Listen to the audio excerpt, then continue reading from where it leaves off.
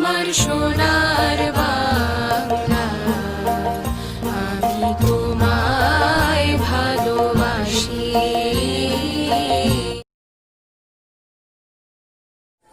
বিসমিল্লাহির রহমানির রহিম। সুপ্রিয় শিক্ষার্থীবৃন্দ, আতাউর রহমান ভূঁইয়া স্কুলের অনলাইন ক্লাসের পক্ষ থেকে তোমাদের সকলকে জানাচ্ছি শুভেচ্ছা ও অভিনন্দন। তোমাদের সাথে আছি আমি মোহাম্মদ আলতাফ জামান, প্রভাষক রাষ্ট্রবিজ্ঞান, আতাউর রহমান ভূঁইয়া কলেজ। বিশ্বব্যাপী করোনা ভাইরাসের প্রাদুর্ভাবে দীর্ঘদিন পর্যন্ত আমাদের শ্রেণী কার্যক্রম বন্ধ রয়েছে। আর এই শ্রেণী কার্যক্রমের ধারাবাহিকতা রক্ষা এবং তোমাদের পড়াশোনাকে গতিশীল করার লক্ষ্যে আতাউর রহমান ভূঁইয়া স্কুল আয়োজন করেছে অনলাইন ক্লাসের।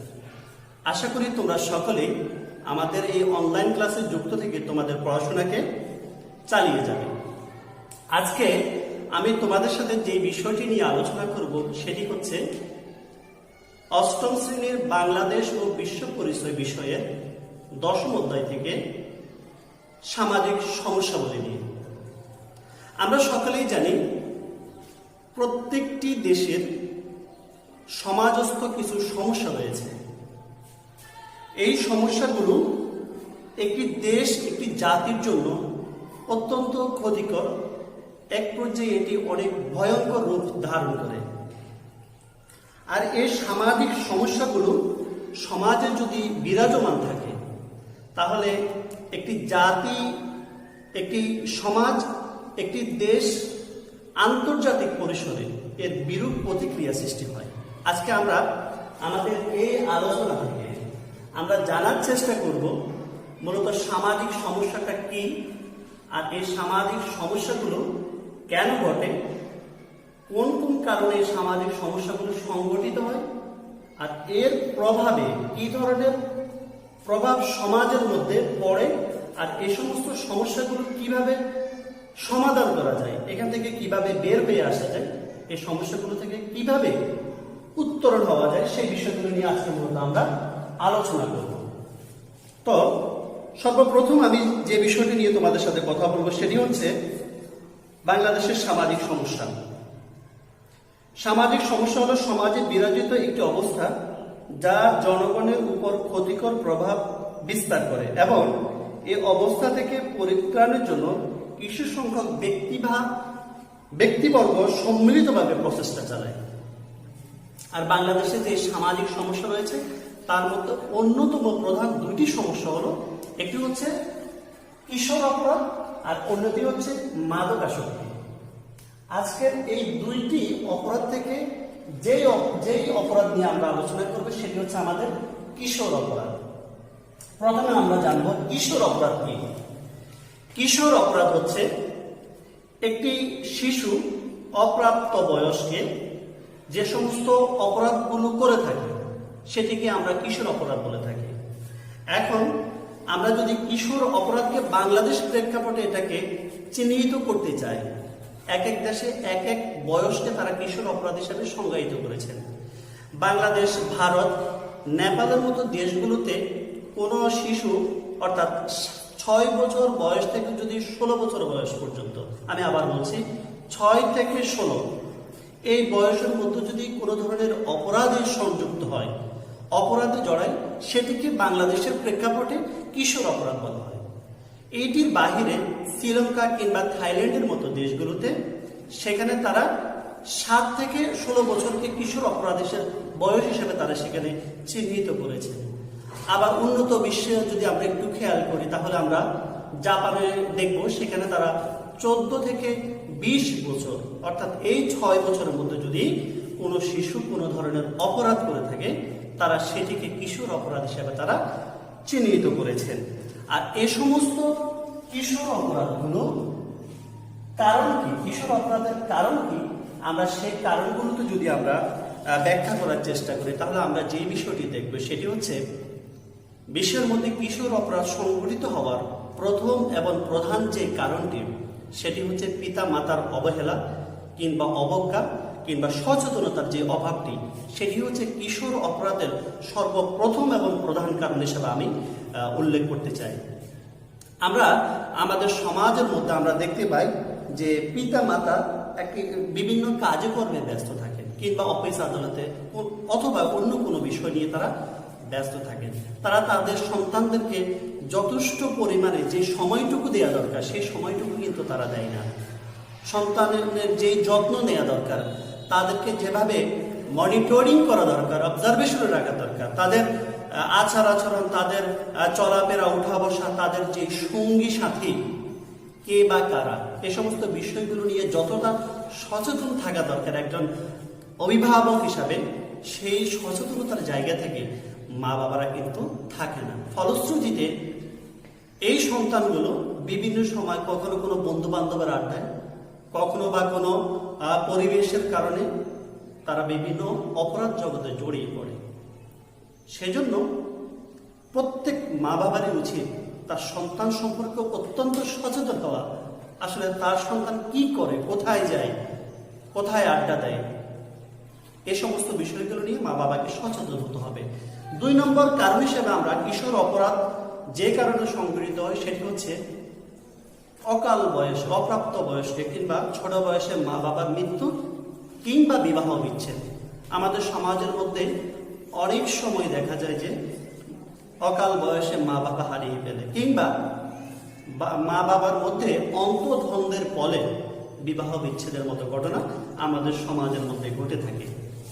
কিন্তু এ সমস্ত বাচ্চাগুলো মারা যাওয়ার পর, মা বাবার মৃত্যুর পর কিংবা বিবাহ বিচ্ছেদের পর তাদের ঠাঁই কোথায় হয়?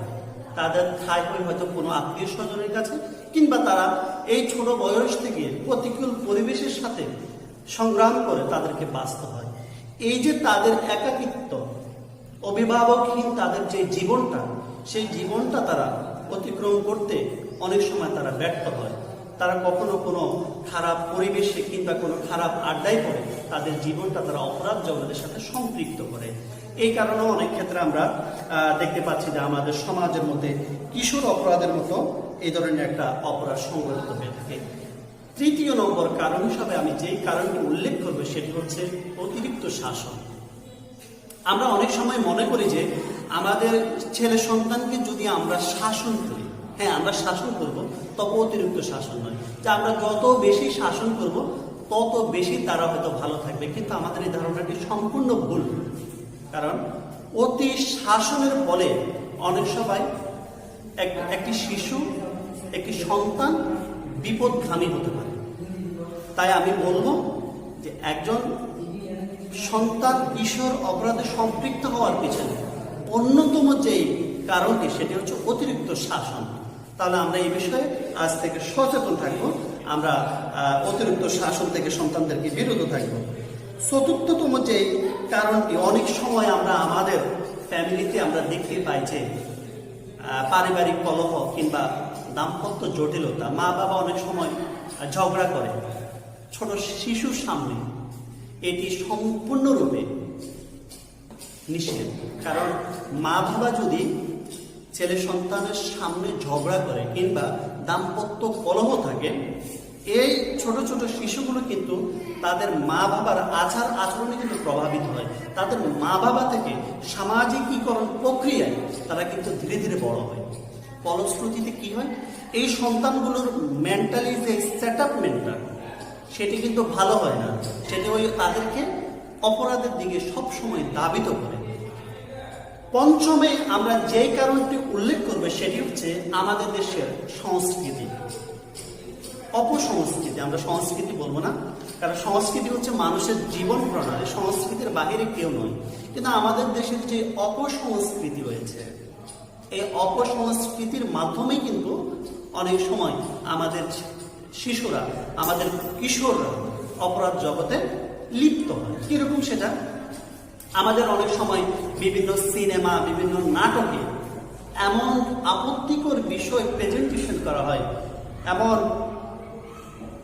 কি বলে সমাজ বিরোধী কিংবা নৈতিকতা বিরোধী এমন কিছু বিষয় সেখানে উপস্থাপন করা হয়, যেগুলো দেখা মাত্র একটি শিশু তার মানসিক বিকারগ্রস্ত হওয়া কিংবা ভিন্ন পথে ধাবিত হওয়ার সম্ভাবনা রাখে।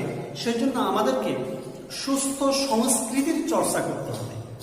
আমাদের সমাজের মধ্যে আমাদের শিশুদেরকে ভালো রাখার জন্য আমাদেরকে যে জিনিসটা সবচাইতে গুরুত্ব সহকারে দেখতে হবে সেটি হচ্ছে আমাদের সুস্থ সংস্কৃতি কিংবা সুস্থ বিনোদনের আমাদের ব্যবস্থা করতে হবে। ৬ষ্ঠ নম্বর কারণ হিসেবে আমি যে কারণটি উল্লেখ করব সেটি হচ্ছে আমাদের সারাউন্ডিং, পরিবেশ।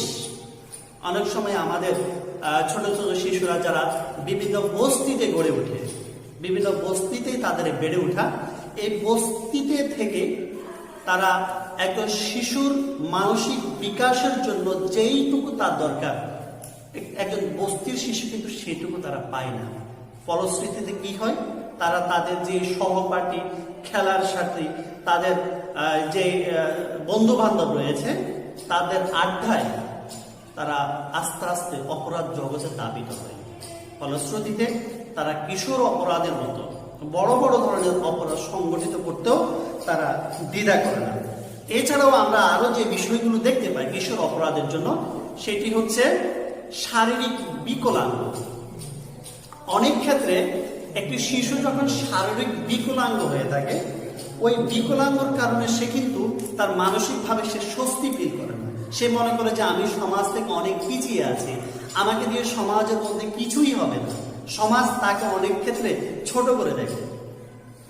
ফলশ্রুতিতে সে যেই হীনমন্যতায় ভোগে, মানসিকভাবে তার ভিতরে যে যন্ত্রণাটা তৈরি হয়, সেখান থেকে মূলত একটি শিশু বিপদগামী হওয়ার সম্ভাবনা তৈরি হয়। অনেক ক্ষেত্রে আমরা আরেকটা বিষয় খেয়াল করছি, যারা সমাজের মধ্যে অতি মেধাবী, অনেক সময় তারা তাদের এই মেধা প্রকাশের সুস্থ পরিবেশ না পাওয়ার কারণে তারা অনেক সময় তাদের এই মেধাকে ভালো কাজে না লাগিয়ে অনেক সময় খারাপ কাজে তারা ব্যবহার করে। যেমন আমরা দেখতে পাচ্ছি বাংলাদেশের মধ্যে অনেক বড় বড় সন্ত্রাসী সংগঠন কিংবা আন্তর্জাতিক বিশ্বে অনেক বড় বড় সন্ত্রাসী সংগঠন রয়েছে।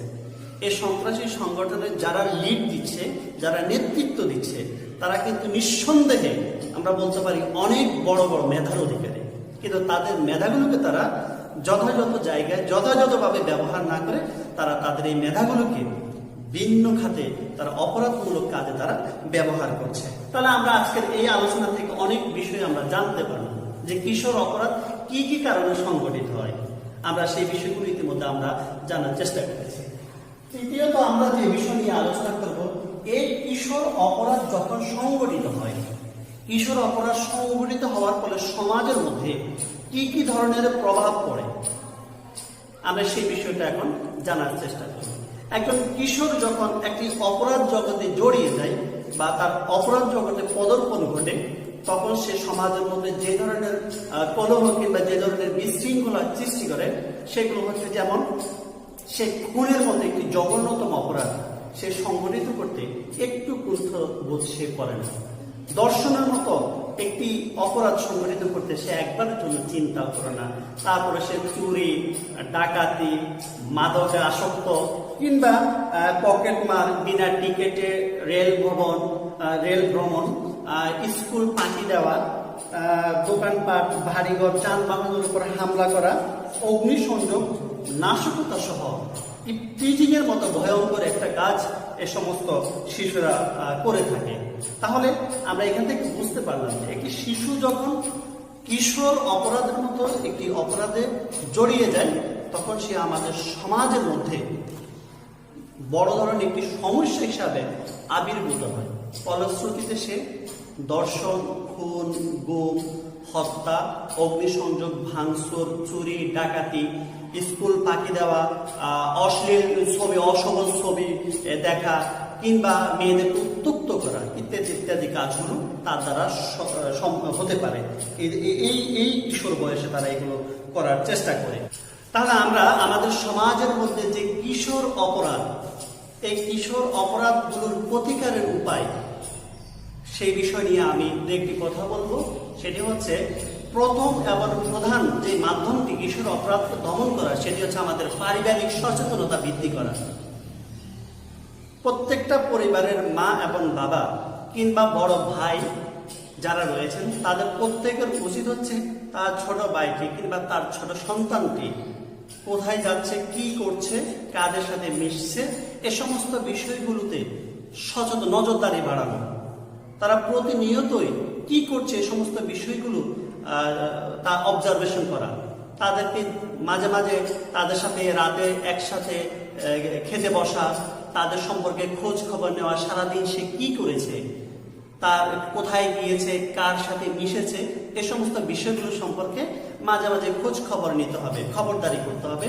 ফলে একজন সন্তানের বাবা কিংবা একজন সন্তানের মা বা তার বড় ভাই যদি তাকে এইভাবে নজরদারি করে, এইভাবে খবরদারি করে, তাহলে একটি সন্তান কিন্তু একদিন অপরাধ করবে, 2 দিন অপরাধ করবে, 3 দিনের দিন ঠিকই কিন্তু সে ধরা পড়ে যাবে। ফলে সে এত বড় অপরাধ করার সে সাহস করবে না।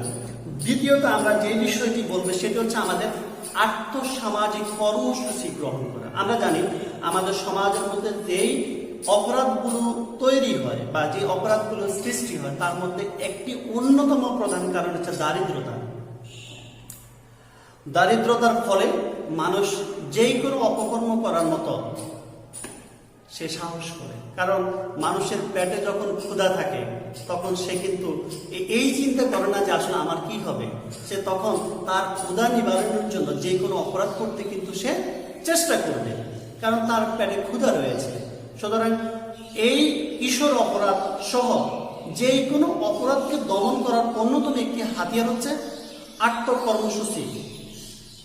এই আত্মকর্মসূচি তৈরি করার জন্য সরকারকে যেমনিভাবে এগিয়ে আসতে হবে, তেমনিভাবে আমাদের সমাজের মধ্যে যারা বিত্তশালী, যারা প্রভাবশালী, যারা অর্থনৈতিকভাবে যারা সামর্থ্যবান, তাদেরকে কর্মসংস্থানের সৃষ্টি করতে হবে। ফলে তারা যদি কর্মসংস্থানে জড়িত হয় তাহলে তারা এই ধরনের অপরাধমূলক কাজে তারা জড়াবে না। 3 নম্বর হচ্ছে আমাদের ছেলে সন্তানদেরকে নিয়মিত আমরা স্কুল কলেজে আমরা পাঠানোর ব্যবস্থা করতে হবে। তারা যাতে কোনোভাবে বেকার কিংবা অবসর সময় অযথা সময় নষ্ট না করতে পারে, এই জন্য তাদেরকে নিয়মিত আমরা স্কুল কিংবা কলেজ কিংবা তাদের যে পাঠশালা রয়েছে, তাদের যে বিদ্যালয় রয়েছে, সেগুলোতে আমরা প্রতিনিয়ত আমরা পাঠানোর চেষ্টা করব। চতুর্থত যে বিষয়টি নিয়ে কথা বলবো সেটি হচ্ছে সুস্থ বিনোদন, যেটি আমাদের দেশে বড় ধরনের একটি ঘাটতি তৈরি করেছে আমাদের শিশুদের মনস্তাত্ত্বিক বিকাশে। শিশুরা দেখা যায় এখন আর আমরা বাংলা সিরিয়াল, বাংলা সিনেমা আমরা দেখতে চাই না, আমরা হিন্দি সিনেমার প্রতি আমরা অ্যাডাক্টেড হচ্ছি, দিন দিন আমরা ইংলিশ মুভির প্রতি আমরা অ্যাডাক্টেড হচ্ছি। সেখানে যে অশ্লীল অঙ্গভঙ্গি কিংবা সেখানে দর্শন, চুরি, ডাকাতি, সন্ত্রাসীর মতো বিভিন্ন যে সিনগুলো সেখানে দেখানো হয়, আর এই সিনগুলো দেখার ফলে তারা কি হয়, তারা সে সমস্ত বিষয়ের প্রতি তাদের আগ্রহ তৈরি হয়, তারা সে সমস্ত জিনিসগুলো নিয়ে কল্পনা করে, তারা সে সমস্ত জিনিসগুলো করতে চায়। ফলে আমাদেরকে কি করতে হবে, আমাদেরকে সুস্থ যে বিনোদন, সুস্থ শালীন বিনোদন আমাদের চর্চা করতে হবে। ফলে আমাদের কিশোর যারা রয়েছে তারা এই সমস্ত অপরাধ জগতে জড়িত হওয়ার সম্ভাবনা অনেকাংশেই কমে যাবে। তাহলে আজকে আমরা যে বিষয়গুলো নিয়ে আলোচনা করলাম, আজকের আমরা আমাদের আলোচনা থেকে যে বিষয়টি জানলাম, সামাজিক সমস্যার মধ্যে অন্যতম প্রধান সমস্যা কিশোর অপরাধ। আর এই কিশোর অপরাধটা কি, কিশোর অপরাধের কারণ, কিশোর অপরাধ সংঘটিত হওয়ার ফলে সমাজের মধ্যে কি কি ধরনের প্রভাব তৈরি হয় এবং এই কিশোর অপরাধকে আমরা কিভাবে প্রতিকার করতে পারি কিংবা কিভাবে সমাধান করতে পারি, সেই বিষয়গুলো নিয়ে আমরা আজকের ক্লাসে আমরা জানতে পেরেছি। তাহলে তোমাদের প্রতি আজকের ক্লাসের সর্বশেষ যে আহ্বানটি থাকবে, তোমাদের বইয়ের 10ম অধ্যায় থেকে তোমরা পুরো পাঠটি তোমরা পড়বে, পড়ার পর আমাদের এই লেকচারটি শুনবে এবং তোমরা নিজেরা পড়বে। পড়ার পর এখান থেকে তোমরা বোঝার চেষ্টা করবে, নিজেরা এমসিকিউর মতো যে প্রশ্নগুলো রয়েছে সেগুলো তোমরা শেখার চেষ্টা করবে। এখান থেকে যে কিশোর অপরাধ কেন হয় কারণটা পড়ার চেষ্টা করবে, এটার যে প্রভাবটা সমাজের মধ্যে পড়ে সেটা কেন হয় সেটা তোমরা পড়বে, এবং সর্বশেষ এর সমাধান কিংবা এর প্রতিকার কিভাবে করা যায় সেটা নিয়ে তোমরা অবশ্যই একটি নোট তৈরি করবে। তোমাদের এই বাড়ির কাজটি রেখে আজকে আমি আমার ক্লাস এখানে শেষ করছি। ধন্যবাদ সবাইকে, ভালো থেকো, সুস্থ থেকো, আল্লাহ হাফেজ।